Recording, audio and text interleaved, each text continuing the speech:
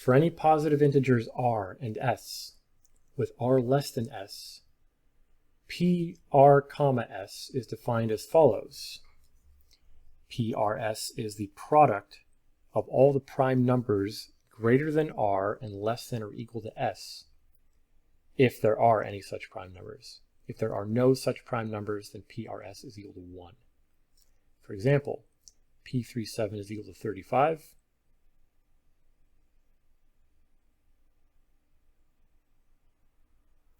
Okay, yeah, sorry, it's strictly greater than r and less than or equal to s, okay?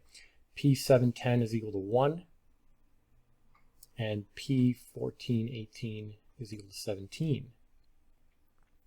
Show that for any positive integer m, p of m plus 1, 2m plus 1 divides 2m plus 1, choose m, and deduce that p m plus 1, 2m plus 1 is less than 2 to the 2m.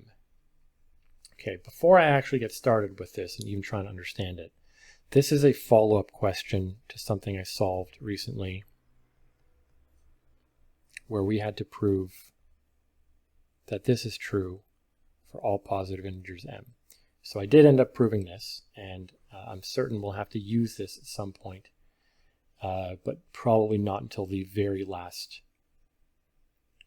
part of the question. Okay, so PRS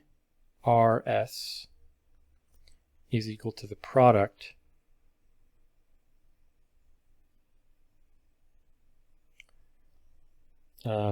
R strictly less than P less than or equal to S of P, where P is a prime.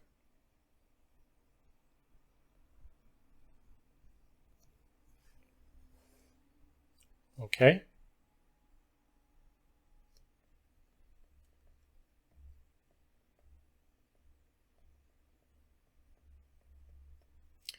Show that for any positive integer m, P of m plus 1, 2m plus 1 divides so-and-so. So I think that's that should be easy, in fact. So we need to show P of m plus 1, 2m plus 1 divides 2m plus 1, choose m. This is almost immediate from the definition of primes and other stuff. So let's write this as 2m plus 1 factorial divided by m factorial m plus 1 factorial. Okay. And let's enumerate these primes, like, maybe I don't want to say enumerate these primes, but this is not really an explicit computation of any sort, but this is a product of a bunch of prime numbers. And all of the prime numbers that are in this product are strictly greater than m plus 1, and therefore also strictly greater than m. So in particular, this number is relatively prime to that number.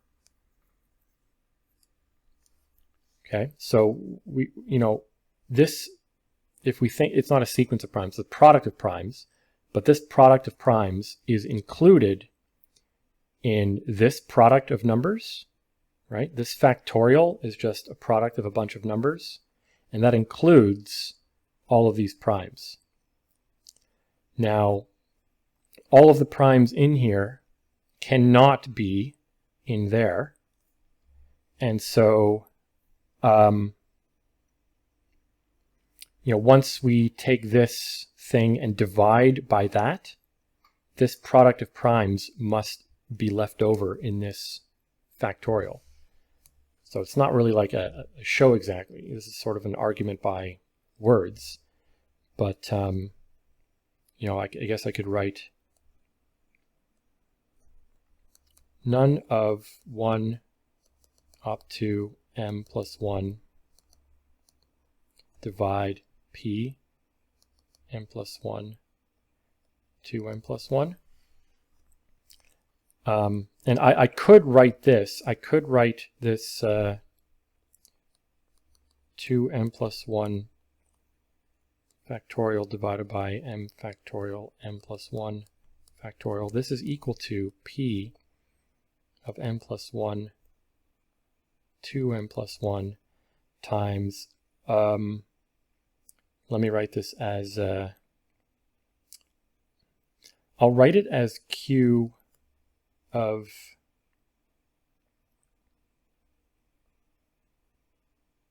two m plus 1 divided by m factorial m plus 1 factorial. So q is of course just whatever is left over when I take this and factor out this product of primes. Okay, so again, like this factorial includes this product of primes. Every one of these prime numbers is included in that factorial somewhere, so I can factor this out and I'm left over with something. Okay, now nothing down here divides that. And so, but this is an integer, this whole thing is an integer, so we know that all of these must divide those. What am I trying to show here? Yeah, okay, well, here we go. I'm done, right? This is, I have now here that 2m plus 1 choose m. It's going to be equal to p m plus 1, 2m plus 1 times q of 2m plus 1 divided by m factorial m plus 1 factorial. And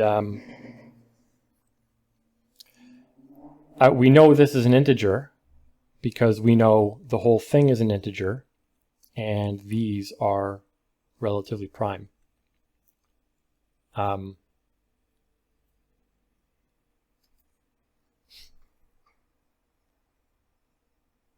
Does that last thing I said make sense?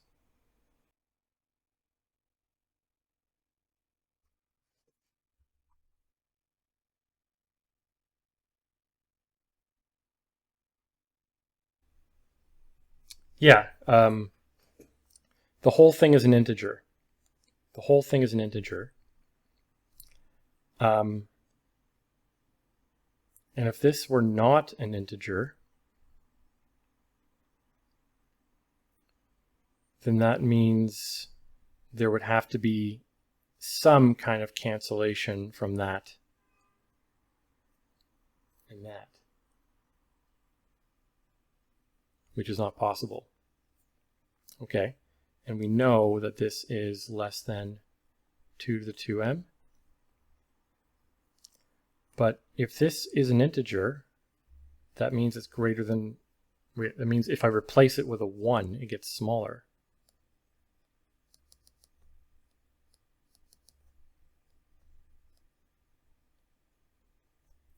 This is what we want, right? Yeah, so it's in fact, it's a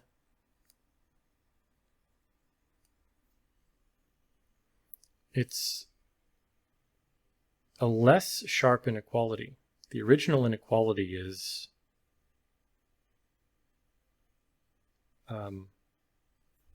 more sharp, right?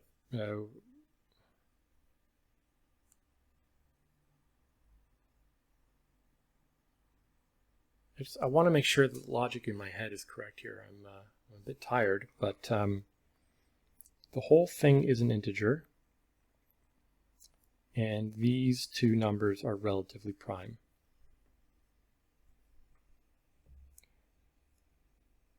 That must mean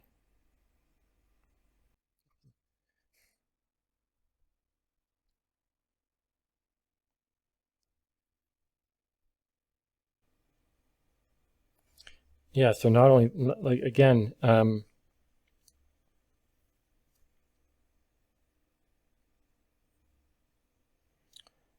this product of primes, none of those primes appears in there either.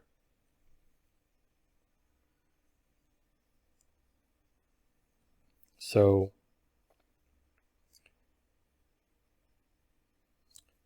this number, this number contains each of these primes in this product only once.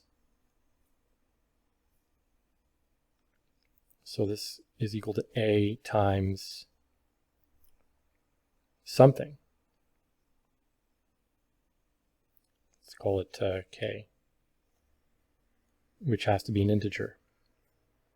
Yeah, I just wanted to make absolutely sure that what I was doing here makes perfect sense. Okay. Because these are relative, yeah, this is all good. This thing has to be an integer. But if that's an integer, let's replace it with the number 1. So it's now gotten smaller, and so we're done. Yeah. It's funny. It's just funny that the inequality we're asked to prove here is less sharp than the original one that we used to get there. But fine.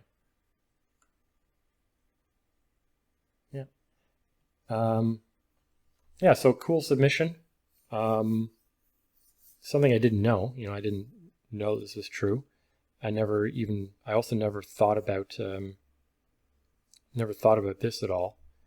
But once you understand, all the primes in this product are greater than anything that appears in the denominator, it's kind of almost immediate, the first part of this, that the product of primes divides this combinatorial coefficient.